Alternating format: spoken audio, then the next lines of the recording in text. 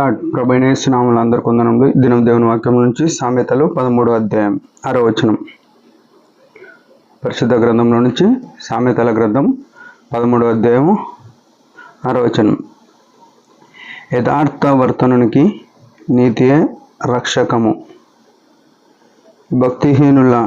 భక్తిహీనత పాపులను చెరిపివేయను. ప్రేమైన వారలారా, యేసుక్రీస్తు రక్త ప్రోక్షణ కింద కడగబడిన సంఘమునకు, విశ్వాసులకు ప్రభు ఇచ్చే గొప్ప ఆధిక్యత ఏంటంటే యథార్థంగా నడవాలి అని కోరుతున్నాడు. ఈ క్రైస్తవత్వం అంతా కూడా యథార్థత మీద ఉంది. యథార్థతకు వ్యతిరేక పదము, ఆపోజిట్ వర్డ్ ఏందని ఆలోచన చేస్తే నటన, యాక్టింగ్, అంటే వేషధారణ. ఉన్నది లేనట్టు, లేనిది ఉన్నట్టు, ఇది వేషధారణ. అయితే యేసు ప్రభు మనల్ని అందరిని ఎట్లా చూస్తున్నాడంటే యథార్థవంతులుగా ఉండాలని కోరుతున్నాడు. 2వ దినవృత్తాంతములు 16:9 ఏమని రాయబడ్డదంటే, తన ఎడల యథార్థ హృదయము గల వారిని బలపరచుటకై యెహోవా కనుదృష్టి లోకమందంతటా సంచారం చేయుచున్నది. ఎంతో గొప్ప అనుభవమైన మాట అది. దేవుని యొక్క దృష్టి భూమి మీద సంచారం ఎందుకు చేయాల్సి వచ్చింది అని ఆలోచన చేస్తే యథార్థవంతులు కనబడట్లేదు. ఎక్కడ కనబడట్లేరు? దేవుని సంఘంలో, క్రైస్తవ సమాజంలో. ఈనాడు అందరూ కూడా అనలేం కానీ వేషధారణతో, అంటే ఉన్నది లేనట్టుగా బతుకుతున్నారు, లేనిది ఉన్నట్టుగా ఊహించుకొని బతుకుతున్నారు. అయితే అది కోరట్లేదు దేవుడు. ఎవరైతే యథార్థంగా ఉంటారో అదేం చేస్తుందంటే నీతిగా మార్చబడి వారిని రక్షించేదిగా ఉంది. ప్రతి పరిస్థితిలో, వారి కష్టాల్లో, నిందల్లో, అవమానాల్లో ఆ నీతి ఏం చేస్తుందంటే వారిని భద్రపరిచేదిగా ఉంటుంది. అయితే ఇంకో మాట ఏమంటున్నాడంటే భక్తిహీనత అంటున్నాడు.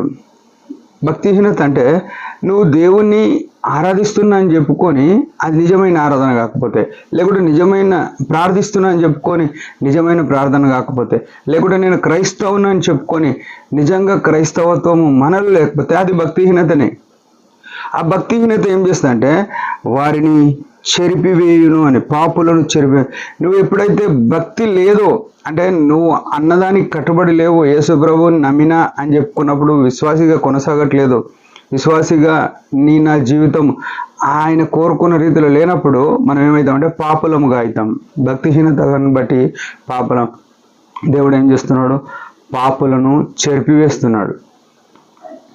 అంటే వారు ఉండరు, వారి పరిచర్య ఉండదు, వారి సమాజం ఉండదు, వారి సంఘం ఉండదు, వారి కుటుంబం ఉండదు. ఎక్కడ ఉండదు? భూమి మీద తగ్గిపోతుంది, లేకపోతే భూమి మీద వర్ధిల్లిన పరలోకంలో ఉండదు. క్రైస్తవ జీవితం అంటే ఏంది?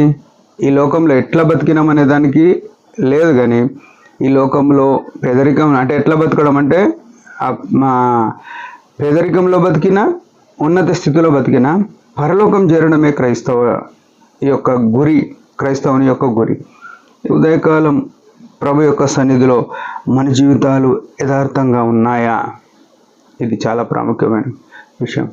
యథార్థంగా లేకపోతే ఈ దినం మనం యథార్థతలోనికి రావాలి.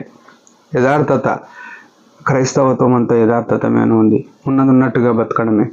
ఉదయకాలం మనము నీతి గల వారంగా మార్చబడతాం. యేసు రక్తంతో విమోచింపబడిన మనము ఆ యథార్థత మీద కొనసాగినప్పుడు నీతిమంతులుగా చేయబడతాం, లేకపోతే అనీతిమంతులుగా అవుతాం. మన జీవితాలు మనం పరిశీలన చేసుకొని ప్రభు మేము కొరకు జీవిద్దాం. దేవుడి మాటలు దీవించిన ఒక చిన్న ప్రార్థన. పరమ తండ్రి యేసు ప్రభు నామములో వందనాలు.